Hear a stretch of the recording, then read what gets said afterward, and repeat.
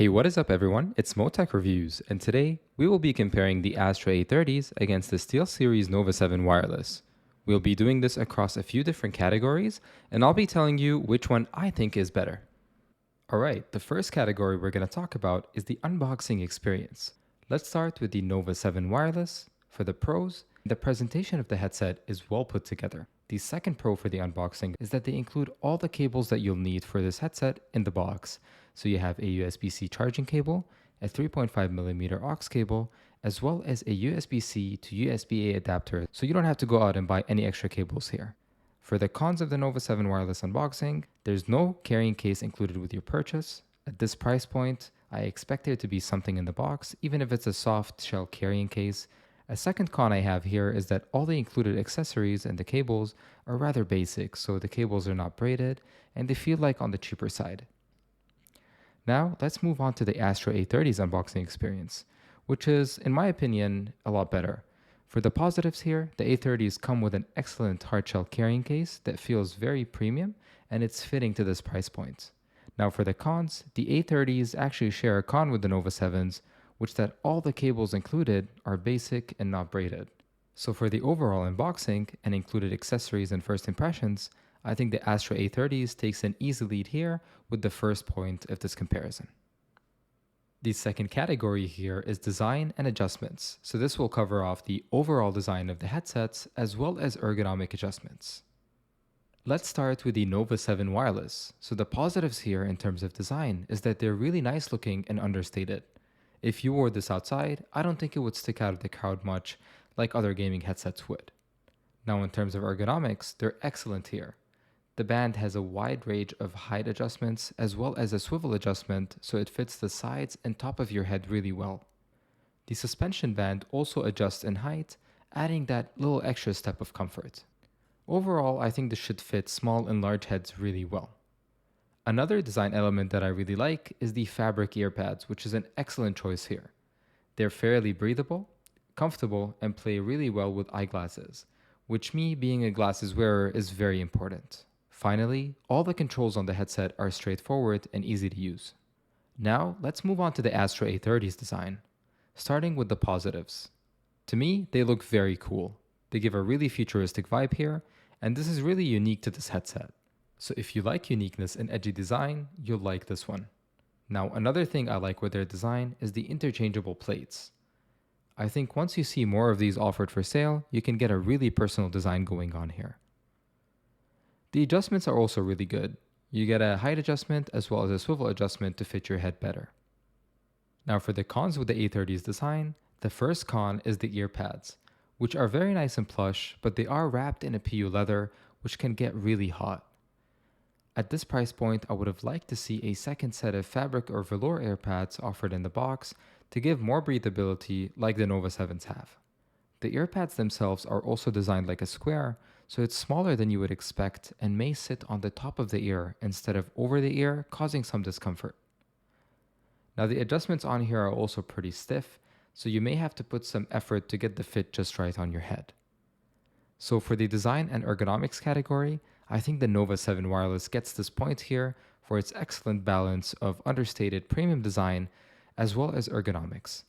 The next category here is build quality. So this is going to cover off the overall quality of the headsets and the materials used here. Let's start off with the Astro A30s this time. Now the A30s are going to use an all plastic build, but the plastics they've used here are dense and high quality. So the A30s are solid and they give you a really nice confidence through any type of flexing and stretching. The overall build quality here is excellent. If I had to pick out a con, I would say that the movements are a little bit stiff on the hinges, and that's something that I also mentioned in the design category. So that still is a con here in terms of the build quality. Now for the Nova 7 wireless, it uses a steel headband that feels better than the headband on the A30s, and the remainder of the headset is made of plastic. But for the cons for the Nova 7 wireless build quality, you can see that the connection between the ear cup and the headband is made of a flimsier plastic that doesn't give too much confidence through movement. This can also be a point of failure on SteelSeries headsets in the past. Now it seems more reliable here this time, but I would still take caution and pull the headband from the top portion of it so you don't put too much pressure on that point. Now this was the closest category for me to call, but I have to give the point for build quality to the Astro A30s here. So we are at 2 points for the Astro A30s and 1 for the Nova 7 wireless so far. The next category here is comfort. Let's begin this time with the Nova 7 wireless. So this headset is very comfortable in my books. The headband puts no pressure on the top of your head with the awesome use of that suspension band here. They just lay very softly on top of the head, and even after hours of using them, I don't feel any pressure points building up. This could also be due to its very lightweight design here. The fabric earpads they use are very plush and soft, and they've conformed to the side of my head really well after the initial break-in period. They are also very breathable, so you won't build up a sweat while wearing these. The Nova 7 wireless also has a low clamping force, so it will play very nice with glasses. This all combined with that wide range of adjustments we talked about, making this a very comfortable headset. Now moving on to the Astro A30s, for me, they've missed the mark here in terms of comfort. They have a medium to high clamp force, which made me uncomfortable within an hour and put pressure on my glasses as well as the top of my head. The cushions are also not wide enough, like I mentioned, so for me, they sit on top of my ears in some areas.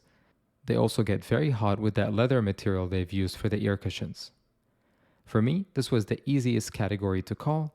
The Nova 7 wireless take comfort all day for me, making it 2 to 2 here. The next category is features. Now overall, in terms of features, they are both very similar. They both have Bluetooth, 2.4 GHz, and wired connectivity. They can both work with a wide range of devices and offer multiple versions including Xbox, PC, and PS5.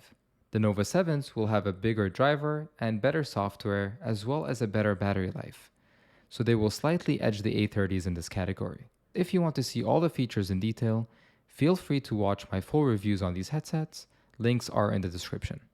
So the Nova 7s will take the lead with 3 points to 2 so far by winning the features category. For the next category, we'll compare the sound quality of each of these headsets. Let's start with the Astro A30s. So they pack 40mm drivers that deliver a really nice and excited sound profile, which has a lot of punchiness and bass, which makes it a great headset for music or for cinematic games. But when it comes to FPS games, this is where it lacks a little bit of accuracy as well as a neutral sound, which I prefer when playing FPS games. In comparison, the Nova 7 wireless has a fairly neutral sound profile, so while it lacks in that big punchiness that the Astro A30s has, this actually does a better job at directional audio, so I can make out, steps and where they're coming from a lot better in FPS games, and it just sounds better to me inside competitive games because there's less of that sort of distraction and big noises when they happen, so I can focus on what's really happening within the game. So for me, the Nova 7 wireless here takes the sound category easily just because I mostly focus on FPS games and I feel like this headset does a better job in those. Finally, the last category we're going to cover off is the microphone quality. Now the summary is that the Nova 7 wireless has a better mic in my opinion. It's more clear and more crisp, and it has a better customization software that can improve it even further. The mic on the A30s isn't that great, it picks up a lot of background noise, and it sounds a little bit muddier in comparison to the Nova 7s. But I have to give credit for it including a second set of beamforming mics that can be really nice with usage with Bluetooth outside the house where you don't want to take that arm mic outside with you. Overall, the Nova 7s take this category here, making it the winner with 5 points to 2 points for the A30s. So all in all, to wrap this comparison up, the Nova 7 wireless for me are the clear winners. They're more comfortable, I feel like they are better looking, and they have a better sound quality as well as a better mic quality. So overall, I feel like you're getting the better package with the Nova 7 wireless, and it also helps they are a bit cheaper than the Astro A30s. So I feel if you had to pick between these two and you wanted my opinion on it, I would go for the Nova 7 wireless. Thank you all for watching this video. I hope that you enjoyed it, and I hope that it helps you make a decision between these two headsets if you're in the market for them. And hope you all have an amazing day, and I'll catch you on my next video.